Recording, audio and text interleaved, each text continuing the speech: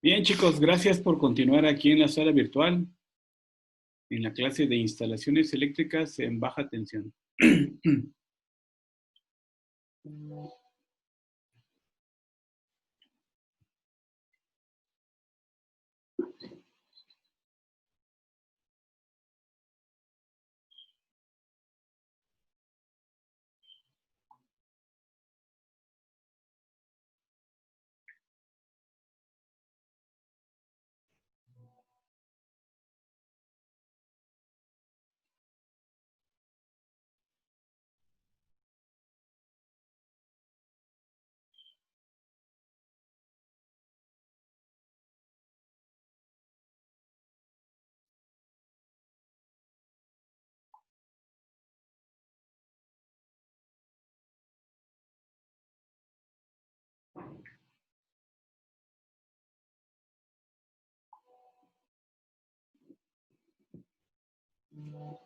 Bien, vamos a continuar. Vamos a darle el acceso a los chicos que están en la sala.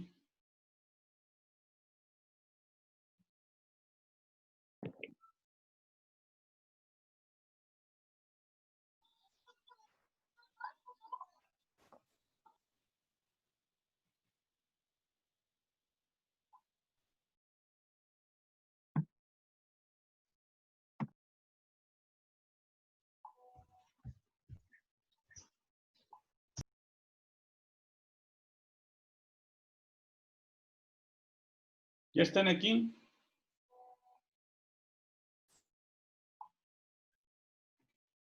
Profe. Sí, profe.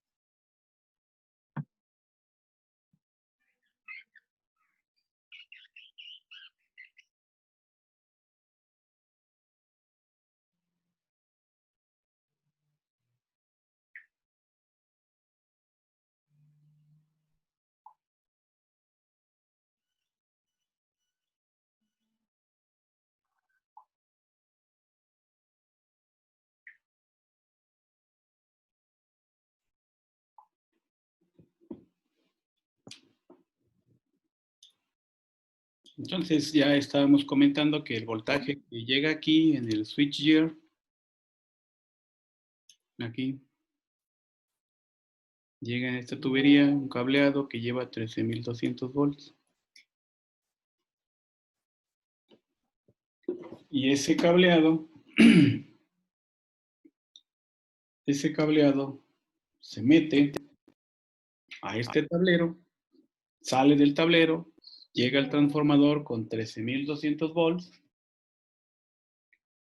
y ese transformador lo reduce a 440, 480, 220, llega a este tablero de distribución principal en baja tensión y de ahí se va a distintos elementos. El switchgear se ve aquí físicamente, en estos tableros, en estos cuadritos que ven aquí abajo. Hay interruptores que son en 13,200 volts o en 23 o en 34,500.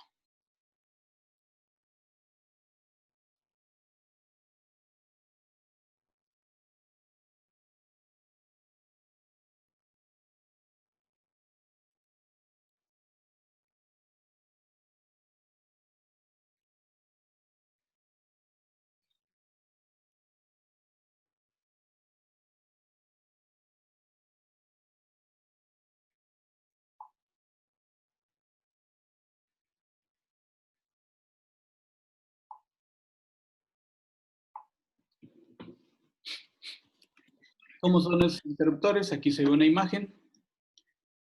En cada cuadrícula que veían ahí atrás, en esa lámina, aquí está. Aquí sale el cableado que se va.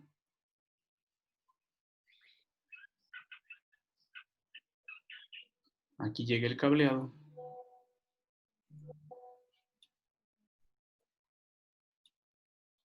¿Sí?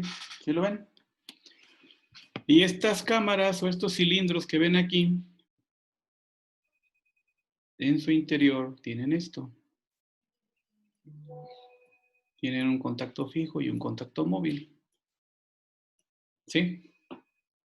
que lo único que hacen es que cuando usted de este lado le da la indicación, le da un botoncito, un clic, se cierran y entonces el voltaje fluye. Si aquí ahorita estuvieran abiertos los tres internamente, esta cámara tiene vacío, quiere decir que hay ausencia total de aire. ¿Sí? Ahorita está bien. Si acá yo tuviese un transformador,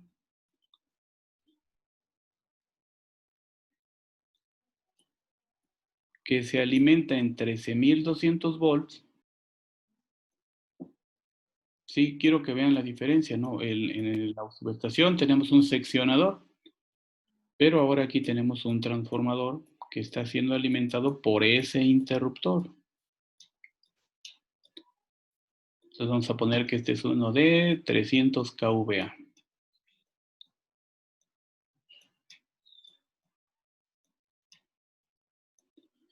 Sí, entonces, ahorita está abierto y acá no hay voltaje. Aquí van a circular 13.200. Pero también hay desde 4.160 volts, 23.000 volts y hasta 34.500 volts. ¿Sí? Vamos a suponer que ahorita van a pasar 13.200 volts aquí. Están como en el interior de esta cámara que hay vacío. Acuérdense que son voltajes muy altos en media tensión y que cuando se van a juntar el contacto fijo con el móvil, pues se establece un arco eléctrico. El que no exista aire ahí impide que se forme el arco eléctrico y ya se unan. Ahorita están abiertos. Así, ¿no? Aquí llega el voltaje. Cuando les digo cerrar, ¿qué va a pasar? Esto se cierra, se cierra, se cierra y el voltaje ya apareció acá. 13.200 volts. Y este transformador ya se energizó. ¿Sí les queda clara la idea? Sí. Entonces, esa es la forma en la que dentro del panel board, bueno, del switch board, switch gear, el último, en lugar de tener un seccionador como el de la universidad, sí,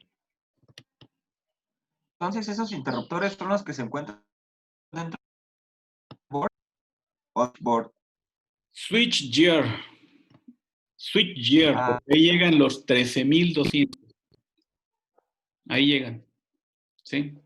Esos no están en baja tensión. En baja tensión usted podrá encontrar interruptores termomagnéticos, electromagnéticos. Pero Entonces, esos interruptores sirven como si fuera un termomagnético, pero de más media capacidad. tensión. Eso es todo. Muy bien. Okay. Gracias. Muy bien, muchachito. Muy bien, muchachito.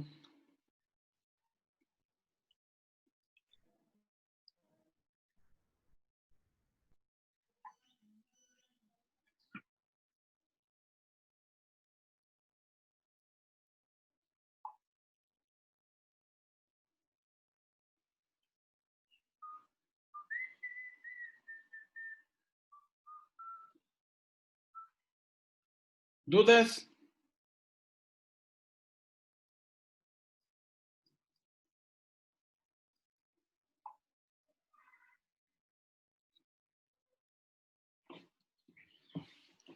Bueno, entonces vamos a hacer un dibujo de una subestación en 115. En una subestación de 115 tenemos esto, 115 kilovolts.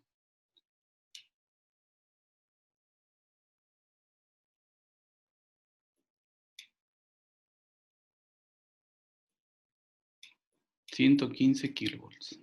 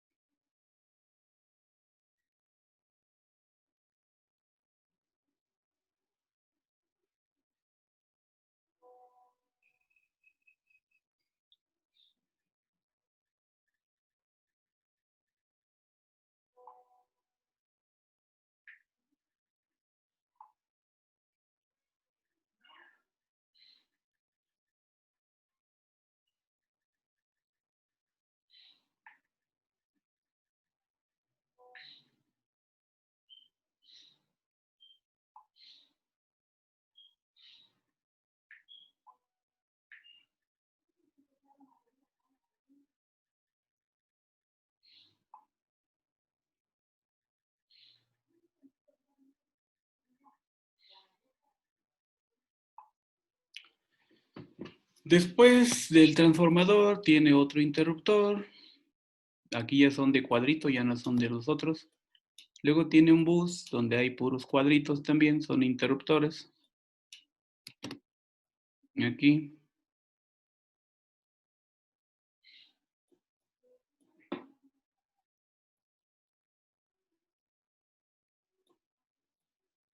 ¿Sí? Esto está en un tablero, en un gabinete, en una cuestión metálica. Y eso que estoy poniendo en línea punteada ahora, pues representa un tablero. Y ese tablero es el switchboard, ¿de acuerdo? Switchgear, donde llega la media tensión. Aquí este transformador lo pasa a 13,200. ¿Sí? 13,200 volts.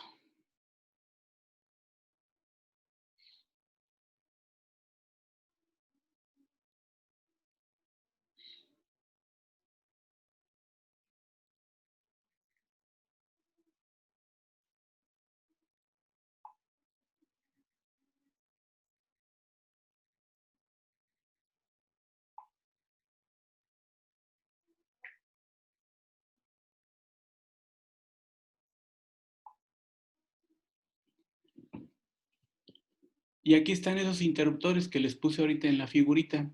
Y de aquí vamos a tomar solamente un alimentador y va a llegar a otro interruptor. Y de aquí estará para un transformador. Y este transformador ya puede ser 13,200. Y aquí pueden ser ya 480 volts. Este pues va a llegar a otro tablero que puede ser un switchboard ya en baja tensión. Tendrá un interruptor. Tendrá otra vez sus interruptores derivados. ¿Sí? Y todo esto está en un gabinete que se llama switchboard ahora.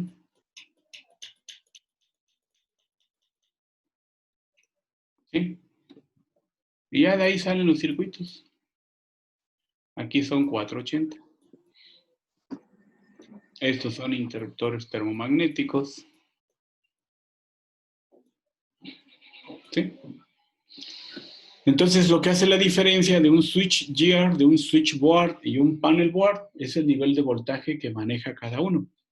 El switchgear, que estaría aquí,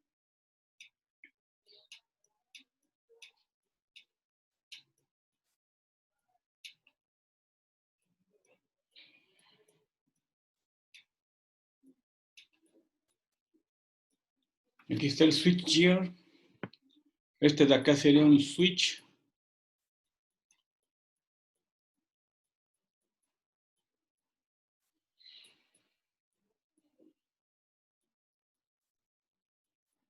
Sería un switchboard.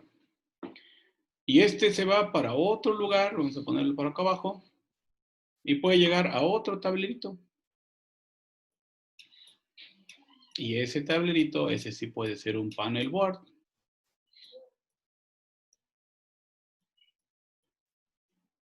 Línea punteada, indicando que todo está en un gabinete, un tablero. ¿Sí? Y este sería un panel.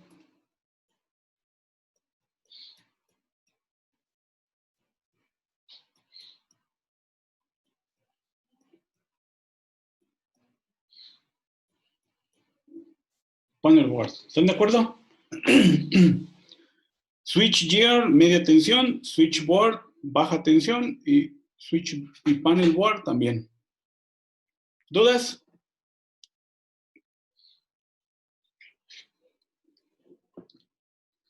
Bueno, existen tres sistemas principales de suministro de energía eléctrica actualmente para panel boards y para switchboards.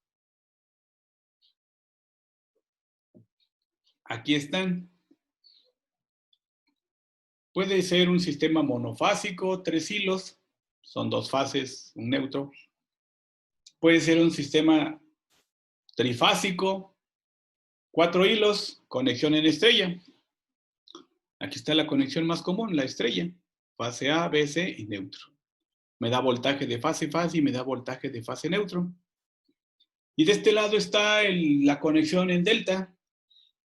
¿Sí? Entonces, ¿qué le llega a los paneles, a los tableros, al switchboard, al panel board? Pues voltaje que puede ser de monofásico, trifásico o trifásico con 4 hilos en conexión estrella y en conexión delta.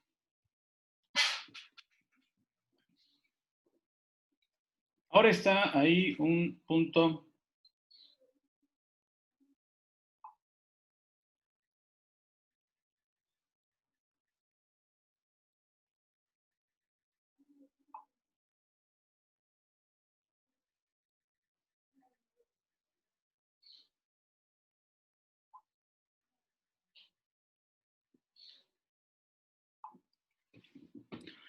Y se dice que aquí puede funcionar un panel board o un switchboard como un punto de acometida. Entonces aquí está el transformador.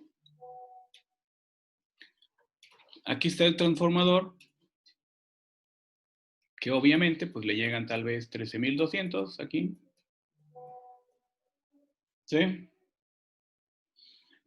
Lo transforma a un voltaje, se mete un electroducto, llega a un switchboard, tablero principal de baja tensión, sale con el electroducto, viaja hasta acá y llega a través de esta T a una maquinaria y llega a un panel board de alumbrado, a un arrancador y de aquí se puede ir a un centro de control de motores. Entonces se dice que un panel board o un switchboard pueden ser un equipo de acometida. Para ser clasificado como equipo de acometida, el panel board o switchboard debe cumplir los siguientes requisitos. Debe ser aprobado y etiquetado adecuado para uso como equipo de servicio. Debe tener un dispositivo de desconexión y protección contra sobrecorriente y debe conectar a tierra el conductor de servicio neutro. Debe seguir la regla de las 6 subdivisiones de interruptor principal. Los conductores de acometida deben tener un dispositivo de acceso que sean fáciles para desconectar el suministro de energía eléctrica. Es la razón por la cual el NEC, el National Electrical Code, que es como en México la norma oficial mexicana 001C de 2012, en Estados Unidos se llama NEC, son las siglas de National Electrical Code. Dice que tiene una regla de los 6 interruptores derivados. Esta regla establece que se debe desconectar el servicio eléctrico poniendo en la posición de desconexión no más de 6 manijas, no más de 6 interruptores. ¿Sí? Esa es una cuestión muy interesante. El switchboard debe de tener tantos interruptores como 6 que permitan poner la carga fuera de servicio. El panel board o el switchboard de acometida puede contener hasta un máximo de 6 dispositivos de protección contra sobrecorriente sin necesidad de un solo dispositivo de desconexión principal. Vamos a hacer aquí un conteo rápido. Aquí tenemos 1, 2, 3, tal vez 4, 5 y tal vez acá arriba 6. Como hay menos de 6, se considera que puede ser usado como un equipo de acometida. Tiene un máximo de 6 dispositivos. Pero si tuviera más de 6, entonces se hace necesario que tenga un interruptor principal. ¿Sí? 1, 2, 3, 4, 5, 6, 7, 8, 9. Ah, pues por eso tiene su interruptor principal. Entonces, tal vez les quede un poco claro. El asunto con esto es que se debe de verificar que el switchboard, ¿sí?, debe contener un máximo de 6 dispositivos de protección. ¿Cuáles son esos? Pues 6 interruptores termomagnéticos. Si rebasa de 6, ya se le pide que tenga un medio principal de desconexión.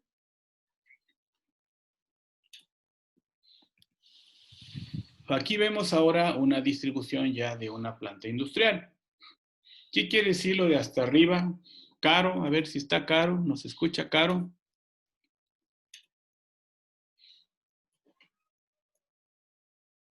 ¿Qué es eso? Outdoor Feeder Busway. ¿Qué se imagina que sea? Gerardo, Katia, Andrea, Jesús, Isabel, Oh, Rivera. ¿qué pasó, profe? ¿Qué pasó? ¿Qué es eso que les puse ahí con flechita? ¿De qué se trata?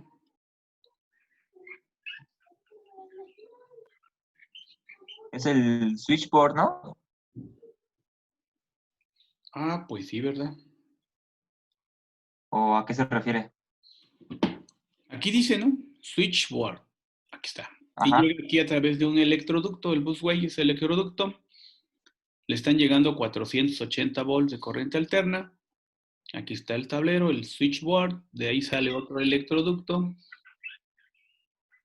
Llega a este panel board, donde tenemos los interruptores termomagnéticos derivados.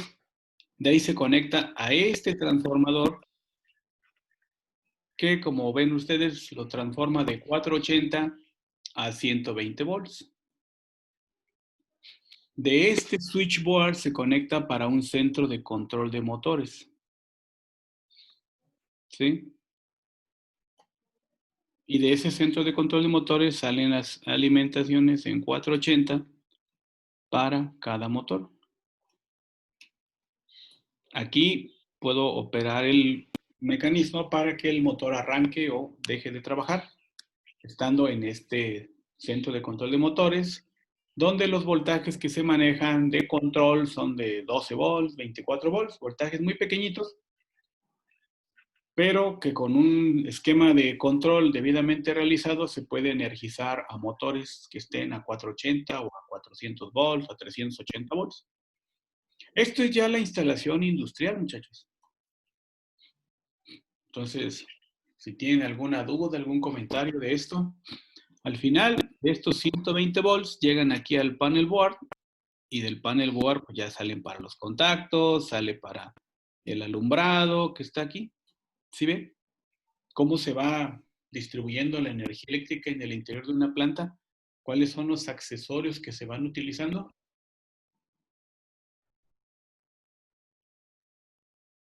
¿Dudas? ¿No?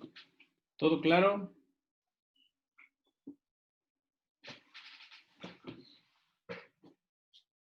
Entonces, en una planta se va directamente del switchboard a un motor de control Un para centro los de control de motores. motores. Centro de control de motores. Y de ahí se puede energizar a los motores.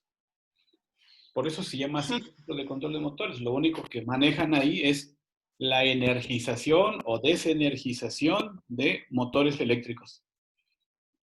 ¿Dónde están esos motores? Pues es una banda transportadora, es una prensa, es un troquel, es algo que está allá dentro de la planta, Ajá. en el área de producción, pero la energía es controlada desde ese centro de control de motores.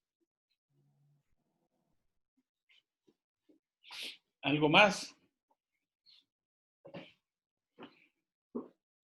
Sí está Selene por aquí, sí vino hoy. Sí, profe, Ah, pues no se le olvide que tiene reunión a las 13, ¿verdad? a las 2. A las 2. Es que usted me puso que a las 2. No, yo nada más le mandé el 14 horas, dice aquí. Sí, sí, ahí dice en la liga de Zoom, dice ahí que a las 2 p.m., 14 horas. Muy bien. Entonces, ¿no hay dudas hasta aquí? Bueno, porque habrá examen otra vez. Ahora, dice, si se requieren de más de 6 circuitos de ramal, vamos, que un tablero tenga más de 6, entonces sí debe haber un dispositivo de corriente, un interruptor principal que desconecte todas esas cargas. ¿Sí? Bueno, Aquí dice corriente arriba para desconectar todos los ramales de una vez. El interruptor principal o bien unidad de interruptor principal tiene un solo dispositivo. Aquí está el tablero y aquí está su interruptor principal. Cuando este se apaga, ninguno de estos tiene voltaje. Y por consiguiente, las cargas que estén alimentando al interior de la planta, pues ya no tienen, ¿verdad? Entonces imagínense que aquí va un circuito para un equipo que está por acá, para un motor. Entonces, cuando yo bajo todo esto de acá, que lo pongo en off, pues acá ya no hay voltaje. ¿Está de acuerdo? Ya no llega. Y este tablero tiene su interruptor principal porque tiene más de 6. También puede ser que llegue a zapatas, no tenga interruptor principal y que solamente llegue a zapatas. ¿Se acuerda que estas son las zapatas y que aquí se colocaba el cable? Aquí, aquí y aquí. Y ya salía por acá, ¿no? Las barras del tablero. Aquí se ve cómo se va conformando ya lo de la energía eléctrica. Sellos a prueba de manipulación indebida del watorímetro por parte de comisión. Si es que usted está registrando el consumo de energía, pues ahí debe tener cuidado, ¿no? Nadie debe de tocar eso. Aquí está el interruptor principal. Si yo le pongo acá una leyenda de on, o le pongo una leyenda de off. Si le doy para acá, se cierra. Si le doy para acá, se abre. ¿Sí? Y cuando se abre, pues ya ninguno de estos tiene voltaje. Cuando se cierra, pues ya todos estos tienen voltaje. Y ya salen para las distintas cargas, los distintos circuitos que van acá. Al interior de la nave. Panel board contra centro de carga. Un panel board es para uso en aplicaciones comerciales e industriales, mientras que un centro de carga, su uso es más que nada residencial. Este es un centro de carga que está aquí y puede ser un centro de carga, un QO, un Q o un QO6. Mientras que este, pues ya se pide por el número de polos o de ranuras, ¿no? 30, 40, 60, etc. Un centro de carga tiene típicamente valores nominales de 200 amperes con un máximo, mientras que el panel board puede manejar hasta 1200, pero un centro de carga su voltaje máximo es 240, mientras que el panel board puede manejar hasta 600 volts. Para poder identificar u ordenar un panel board, un switch board, necesitamos saber la corriente nominal. Es el nivel de corriente de falla que un equipo puede resistir sin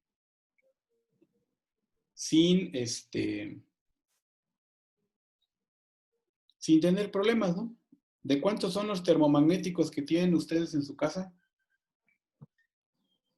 ¿De cuántos amperes? Caro. De 15. Ah, de 15 amperes, muy bien. Entonces, esa sería como que la capacidad, la corriente nominal, ¿no? De 15 amperes. Y también deben de tener una especificación de interrupción. Si hay una falla, un cortocircuito, pues deben de poder liberar esa falla. Y eso se especifica en otra forma. Aquí pues vamos a poner en este caso un interruptor de 15 amperes.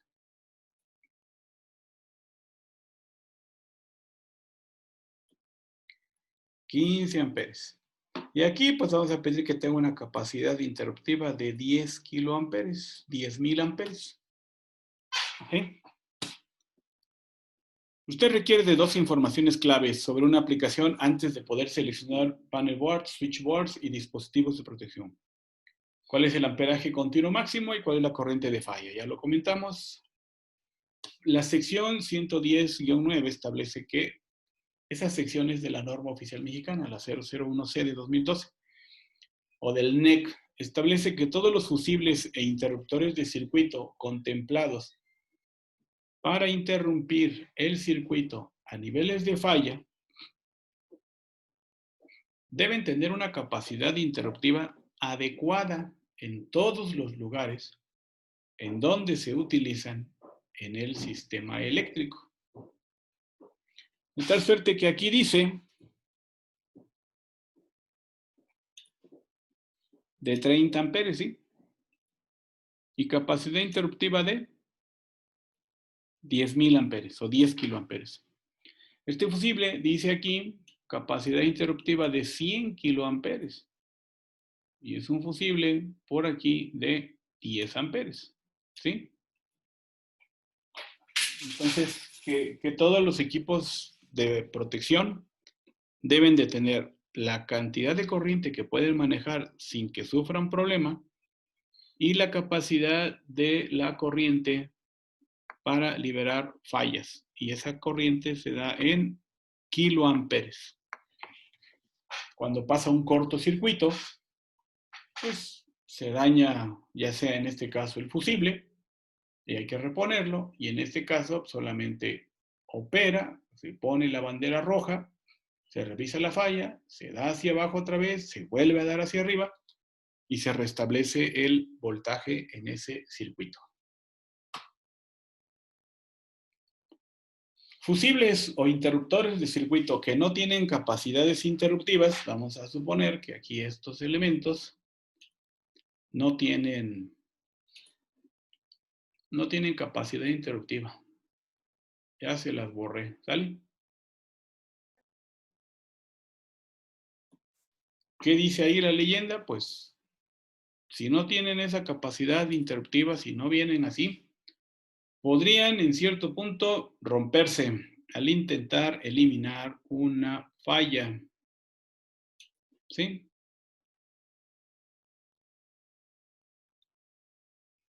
Listo. Ya no dice capacidad interruptiva. Entonces no se debe de comprar ese equipo. Existen dos formas de cumplir con estos requerimientos. ¿Sí? Método de capacidad al 100% y métodos con capacidades en cascada. Me permito ponerles aquí el método de especificación. Dice, completa, selecciona dispositivos de protección de circuito con especificaciones iguales o mayores a la corriente de falla. Para este pequeño circuito del lado izquierdo se está calculando la corriente. De acuerdo a la ley de Ohm, la corriente es igual al voltaje entre la resistencia. La resistencia de este cableado más la resistencia del foco más la resistencia de este cableado me da 160.1 ohms. Si yo divido 127 volts entre ese valor, me da 0.79 amperes o 790 miliamperes. No llega ni a 1 ampere. Pero cuando sucede un cortocircuito, que es un contacto entre los dos conductores, ¿sí? Ya es muy complicado. Este punto se une con este otro a través de esta línea. Por eso se llama circuito corto, cortocircuito. Entonces, la única resistencia que interviene es la del cable en la parte superior y la del cable en la parte inferior. Y eso me da 0.1. Divido 127 entre 0.1 y se va a 1270 amperes de falla. Si me dice que debe de tener especificaciones iguales o mayores a la corriente de falla, vamos a suponer que aquí le pongo ahora un interruptor.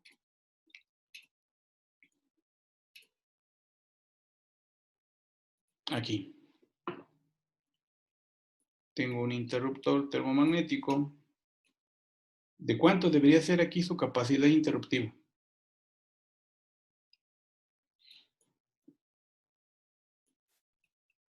Es de 15 amperes. Pero ¿de cuántos kiloamperes de capacidad interruptiva debería de ser acá? Kenneth.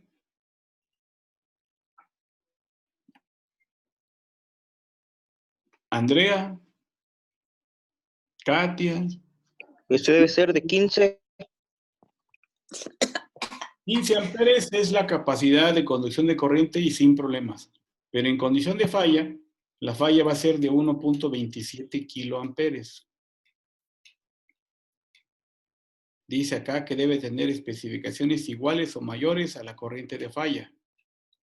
Pues este mínimo tendría que ser de 2 kiloamperes de falla. ¿Sí? Me piden 1.27, tal vez no hay de 1.27, entonces compro uno de 2 kiloamperes de falla. Y ya tengo mi termomagnético.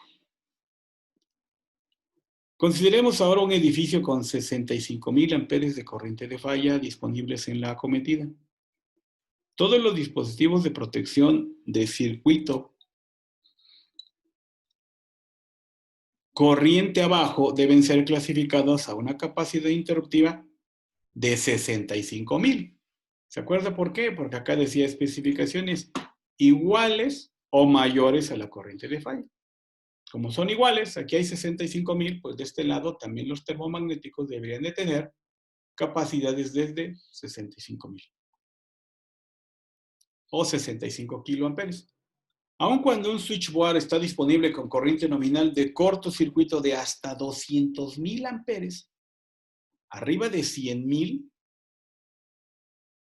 ¿sí?, empiezan a ser excesivamente costosos debido a la sujeción de bus adicional requerida. Aquí está un switchgear en 24 kilovolts y tiene una capacidad interruptiva de 25 kiloamperes. Vamos a ver esta pequeña presentación, esperemos nos alcance el tiempo. De cualquier manera nos vamos a conectar para continuar, así que les pido que se vuelvan a conectar en un ratito si no alcanzamos.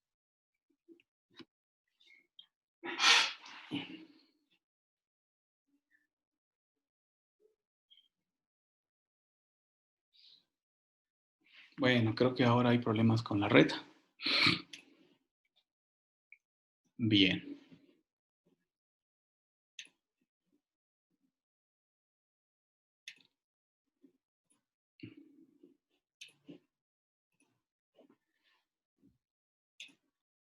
El método especificado en serie establece que el dispositivo de protección de circuito de corriente principal debe tener una capacidad interruptiva nominal igual o mayor a la corriente de falla. Aquí están, si aquí hay 65.000, pues estos tienen 65.000. Este es un fragmento de un estudio de cortocircuito. Pero bien, chicos, los invito a hacer un receso, unos 2-3 minutos y regresamos, por favor.